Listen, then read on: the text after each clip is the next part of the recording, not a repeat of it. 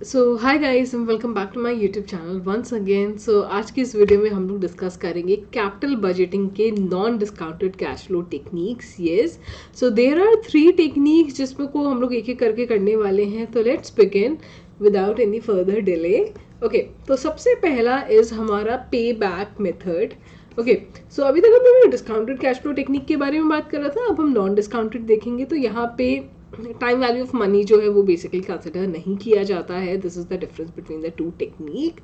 Now ये बहुत easy method, अगर हम बोले one of the easiest method पे बैक। ना पे बैक क्या है, जैसे कि यहाँ पे हम लोग किसी भी पर्टिकुलर प्रोजेक्ट में पैसा लगाना है या नहीं लगाना है, ये किस बेसिस पे डिसाइड करते हैं कि हमारी लागत जो है वो कितने समय में निकल के आ रही है। मतलब आपने अपने प्रोजेक्ट में जितना भी पैसा लगाया है वो आपके पास लौट के उस पर्टिकुलर प्रोजेक्ट से कितनी जल्दी रिकवर होता है, इसके बेसिस पे आप डिसाइड करते हो कि आप कौन सा प्रोजेक्ट एक्सेप्ट करोगे एंड कौन सा प्रोजेक्ट रिजेक्ट करोगे। लाइक पे back is the number of years required to recover the original cash outlay invested in a project. So अगर कोई भी पर्टिकुलर प्रोजेक्ट जो है एक इवन कैश फ्लो जनरेट कर रहा है हर साल, तो उसके लिए आप क्या करोगे, उसके लिए आप ये मेथड आराम से यूज कर सकते हो। That is initial investment upon annual cash inflow. मान लेते हैं जैसे कि कोई पर्टिकुलर प्रोजेक्ट है, उसमें हर साल की कमाई जो है वो 5,000 रुपये, तो आपने ये मेथड लगा लिया। बट अगर हम रियल लाइफ में देखें तो ऐसा थोड़ी ना होता है कि हर की बिजनेस में आपको सेम अमाउंट का प्रॉफिट हर साल हो रहा है। भाई थोड़ा तो फ्लक्चुएशन होता ही है, राइट? उस केस में आप क्या करोगे, उस केस के लिए भी है फॉर अनइक्वल कैश फ्लोज। यहाँ पे क्या है, यहाँ पे आप लोगों को, जैसे कि मैं एक एग्जाम्पल के थ्रू इसको बताती हूँ। जैसे आपने प्रोजेक्ट में लगाए 20,000 रुपये, पहले साल आपको 8 मिले, दूसरे साल 7 मिले, फिर 4,000 की कमाई हुई, फिर 3,000 की हुई। तो प्रोजेक्ट का इसमें पे बैक पीरियड क्या है भाई? सबसे पहले 8 + 7 15 हुआ, राइट? 15 + 4 कितना हुआ? 19। ठीक है, तो 3 साल में 19,000 रुपये तो आ गए आपके पास, राइट? तो 3 साल में 19,000 रुपये तो हमारे पास आ गए। अब नेक्स्ट ये जो 3,000 है, अब हमें 3,000 तो नहीं चाहिए ना, जो 4th ईयर में कमाई हुई है वो 3,000 है, लेकिन हमें क्या चाहिए, हमें सिर्फ अपने 1,000 से मतलब है। तो इसके लिए हम स्पेशल कैलकुलेशन करते हैं, विच इज हमें कितना चाहिए, 1,000 रुपया और चाहिए, क्योंकि 19,000 हमारे ऑलरेडी हो गए। तो 1000 अपॉन जितने उस साल हुए 3,000 इंटू 12 आप कर दोगे, ठीक है, जो कि इन लोगों ने यहाँ पे किया है। तो आपके पास वो मंथ आ जाएगा basically, that is 3 year and 4 month हमारा पे बैक पीरियड जो है वो होगा। It's so simple, right? तो pay back period is the like most easiest method. ना इसके एक्सेप्टेंस रूल क्या है, लाइक यहाँ पे ऐसा कुछ नहीं है कि ग्रेटर देन 1 या लेस देन 1 या ग्रेटर देन 0 या लेस देन 0, ऐसा कुछ भी नहीं है। आप एक standard pay back period decide करते हो। मान लेते हैं मैंने अपना बिजनेस खोला और मैंने सोचा कि मैं एक ऐसे बिजनेस में पैसा लगाना चाहती हूँ जिससे मुझे लागत जो है 2 साल में मैक्सिमम निकल आए। तो मैंने अपना एक स्टैंडर्ड पे बैक पीरियड जो है वो 2 साल सेट कर लिया, ठीक है? जैसे कि स्टैंडर्ड पे बैक पीरियड जो मैनेजमेंट सेट करता है, आप उसके अगेंस्ट देखते हो। ओके, अगर ठीक है हमने 2 साल सेलेक्ट किया, अब जो भी हम प्रोजेक्ट चेक कर रहे हैं, अगर उसमें जो पे बैक पीरियड है वो 2 साल या उससे कम है, then you will accept it. Otherwise मान लेते हैं आपने कोई प्रोजेक्ट चेक किया, उसमें 2.5 साल का पे बैक पीरियड आ रहा है, तो आप उस पर्टिकुलर प्रोजेक्ट को रिजेक्ट कर दोगे, right? The project would be accepted if its pay back period is less than the maximum और standard pay back period set by the management, ठीक है? एंड जो भी आपके प्रोजेक्ट्स हैं, मान लेते हैं 4 प्रोजेक्ट्स हैं, आप उन सबको रैंक कर दो एंड जिस भी पर्टिकुलर प्रोजेक्ट का शॉर्टेस्ट पे बैक पीरियड होगा उसको आप एक्सेप्ट कर लोगे, right? So this is acceptance rule for पे बैक पीरियड। नाउ अब इसमें भी कुछ प्लस पॉइंट है, कुछ नेगेटिव पॉइंट है। तो प्लस क्या है, सिंपल है, कॉस्ट इफेक्टिव है, शॉर्ट टर्म इफेक्ट के लिए बढ़िया है, रिस्क शील्ड कवर होता है, लिक्विडिटी है। सीरियस लिमिटेशंस क्या है, cash flow after pay back, ये भी हम लोग एक एक करके सारे करते हैं। Cash flow ignored, cash flow patterns, administrative difficulties, inconsistencies, inconsistent with the shareholder value. Okay, so let's see one by one कि हमारे क्या प्लस पॉइंट है। So these are the plus point and उसके बाद हम नेगेटिव देखेंगे। सबसे पहला है सिंप्लिसिटी। ये तो आप लोग देख ही चुके हो कि इसको कैलकुलेट करना कितना ज़्यादा ईजी है, राइट? आपको यहाँ पे कोई वो NPV IR के जैसे हैवी फॉर्मूलाज अप्लाई नहीं करने, सिंपल सा मेथड है, अप्लाई करो and you will get answer. Next is what, cost effective. Okay, बहुत ही इजी टेक्निक है, तो कोई बहुत 30 मार खान लोग नहीं चाहिए। आसानी से हम जैसे आप जैसे लोग भी इसको बड़े आसानी से कैलकुलेट करके निकाल सकते हैं, right. Then short term effect, मतलब ये मेथड जो है बहुत बढ़िया रहता अगर आप एक shorter standard pay back period है अगर, sorry, okay, a company can have more favorable short run effect on earning per share by setting up a shorter standard payback period. Okay, यहाँ पे क्या है कि अगर शॉर्ट टर्म इफेक्ट के लिए लाइक मेथड जो है वो बहुत अच्छा है, क्योंकि जब हम अपनी कंपनी में पैसा लगाते हैं ना तो हम हर किसी का यही रहता है कि यार जितनी जल्द से जल्द निकल आए उतना बढ़िया, राइट, क्योंकि उतनी ही हमारी अनसर्टेनिटीज़ की जो गुंजाइशें होती हैं वो भी कम होती हैं। लॉन्ग टर्म इफेक्ट में कुछ भी हो सकता है ना, तो शॉर्ट टर्म इफेक्ट के लिए बढ़िया है, बहुत ज़्यादा रिस्क शील्ड है, क्योंकि shorter standard pay back period आप लेके चल रहे हो, राइट। तो आपका रिस्क, जैसे कि मैंने बोला, अनसर्टेनिटी फ्यूचर में लॉन्ग टर्म में बहुत ज़्यादा होती है, छोटे समय में अनसर्टेनिटी से आप उतना ही ज़्यादा बच सकते हो। तो एक तो रिस्क जो है वो कम होता है अगर आप पे बैक पीरियड के हिसाब से चलते हो। एक बार हमारी लागत निकल के आ गई फिर ठीक है, उसके बाद बिजनेस डूब भी जाए तो उतना गम नहीं होता है, राइट, कि हमारी जितनी भी हमने बिजनेस में लगाए थे कम से कम वो तो निकल के आया। तो रिस्क शील्ड के हिसाब से बहुत बढ़िया है। लिक्विडिटी क्या है, ओके, आपके पास जितना जल्दी लागत निकल के आ जाएगा आपका, उतना ही लिक्विडिटी होगी, उतना ही आपके हाथों में पैसा होगा, राइट। एंड प्रोजेक्ट लिक्विड है, उससे अच्छा क्या है, आपके हाथ में पैसा है। Now what are the negative points, cash flow after pay back, ठीक है। अब यहाँ पे है कि कई सारे प्रोजेक्ट्स हैं, आपने पे बैक के हिसाब से उनको सेलेक्ट तो कर लिया, ठीक है, बट कई सारे प्रोजेक्ट क्या करते हैं, पहले क्या पता कमाई अच्छी दे दे, बाद में उतना अच्छा नहीं रहे, बाद में प्रोजेक्ट फेल हो जाए, राइट। या फिर कुछ प्रोजेक्ट ऐसे होते हैं पहले उतना ज़्यादा रिटर्न नहीं देते लेकिन आगे चल के विद टाइम बहुत ज़्यादा रिटर्न देते हैं। तो उन प्रोजेक्ट्स का क्या, क्योंकि आप cash flow after pay back तो यहाँ पे कंसिडर ही नहीं कर रहे हो, ठीक है। तो कई बार क्या होता है आप गलत प्रोजेक्ट भी सेलेक्ट कर लेते हो। देन नेक्स्ट क्या है, कैश फ्लो इग्नोर्ड।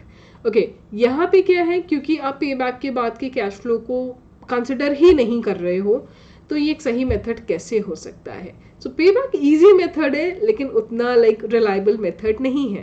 जैसे कि IRR और NPV में हम लोग क्या करते थे, वहाँ पे हम लोग सारे कैश फ्लो कंसिडर करते थे, तो एक जेन्युइन रिजल्ट फिर भी निकल के आता था। बट यहाँ पे तो आप सिर्फ पे बैक तक का लाइक कैश फ्लो जो है कंसिडर कर रहे हो, तो you can not rely on this method, हम ये बोल सकते हैं। देन कैश फ्लो पैटर्न, जैसे कि मैंने बोला कुछ प्रोजेक्ट ऐसे हो गए जो पहले उतनी कमाई नहीं देते हैं, बाद में आगे चल के देते हैं। कुछ प्रोजेक्ट ऐसे होते हैं जिनने पहले तो ढेरों भर भर के रिटर्न दे दिया, बाद में एकदम फर्स्ट निकल जाते हैं। तो वो कैश फ्लो पैटर्न यहाँ पे कंसिडर ही नहीं किया जाता है, जिसके चक्कर में आप गलत प्रोजेक्ट उठा सकते हो। देन एडमिनिस्ट्रेटिव डिफिकल्टी, यहाँ पे क्या है, यहाँ पे क्या होता है, क्योंकि आपको मैक्सिमम पे बैक पीरियड जो है वो सेट करना है, मैक्सिमम या स्टैंडर्ड बोलो, तो वो क्या होगा वो मैनेजमेंट डिसाइड करती है कि वो मैक्सिमम लिमिट है क्या, ठीक है, उसको फाइंड आउट करना it's bit difficult part.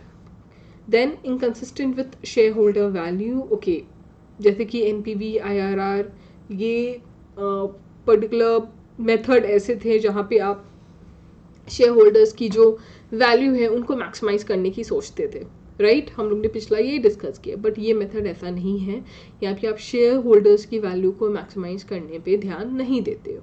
Okay, so these are the points. Okay, let's see next, right? Okay, now payback, reciprocal and rate of return, अभी उसी का पार्ट है। reciprocal जो payback का होता है, मतलब payback का जो उल्टा होता है वो rate of return के अप्रॉक्स होता है। Okay, so कब होता है, उसके लिए दो कंडीशन है, लाइक द रेसिप्रोकल ऑफ पे back may be a close approximation of the internal rate of return. अगर दो कंडीशन आप सेटिस्फाई कर लेते हो तो ये दोनों चीज़ें लगभग बराबर बैठ सकती हैं। वो क्या है, जब आपके प्रोजेक्ट का लाइफ जो है वो बहुत लंबा होता है, मतलब पे बैक पीरियड से जस्ट डबल कम से कम अगर हम बात करें। देन जब आपका जो प्रोजेक्ट है जितना भी कैश इनफ्लो है वो हर साल इक्वल होता है, इक्वल एनुअल कैश इनफ्लो अगर वो जनरेट कर रहे हैं। So these are the two condition, अगर ये दो कंडीशन मीट करते हैं तो पे बैक का reciprocal is equal to like approx rate of return. Okay, now next method क्या है हमारा, it's discounted pay back period.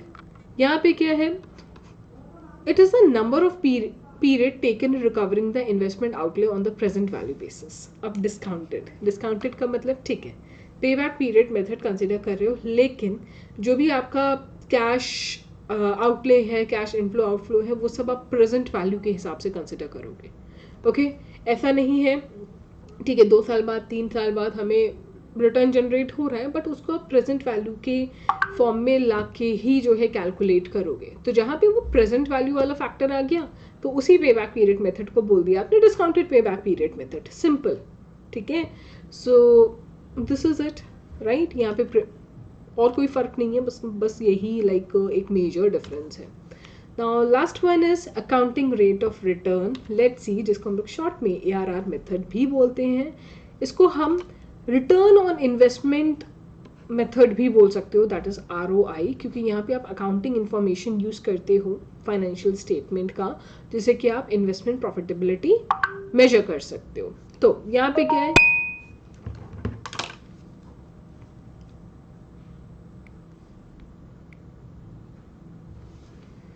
Sorry okay, यहाँ पे क्या है, the accounting rate of return किस चीज़ का एवरेज है, सॉरी किस चीज़ का रेशियो है, that is average income upon average investment. ठीक है, so it's a ratio of average after tax profit divided by average investment, right. The average investment would be equal to half of the original investment. Okay, so this is the formula, हमारा simple सा formula है। And इसका एक variation भी है इस particular method का, जहाँ पे आप क्या करते हो, एवरेज अर्निंग आफ्टर टैक्स को ओरिजिनल कॉस्ट से डिवाइड करते हो इंस्टेड ऑफ एवरेज कॉस्ट।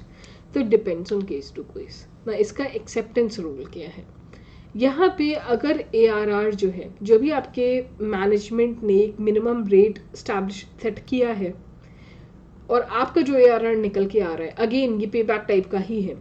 ठीक है, मैनेजमेंट ने जो एक स्टैंडर्ड एक मिनिमम रेट डिसाइड किया है, अगर उससे हायर है then you are going to accept the project. अगर उससे कम है ARR तो आप उस पर्टिकुलर प्रोजेक्ट को रिजेक्ट कर दोगे। एंड यहाँ पे भी क्या होता है, यहाँ पे ARR आप कैलकुलेट करते हो, प्रोजेक्ट्स को रैंक करते हो, एंड जो भी लोएस्ट रैंक, जिसका भी ARR सबसे कम है उसको आप लोएस्ट रैंक असाइन कर दो, जिसका ARR सबसे ज़्यादा आ रहा है उसको आप हाईएस्ट रैंक असाइन कर दो, and so on. So this is acceptance rule. इसका भी कुछ प्लस एंड नेगेटिव पॉइंट्स हैं। What are the merits?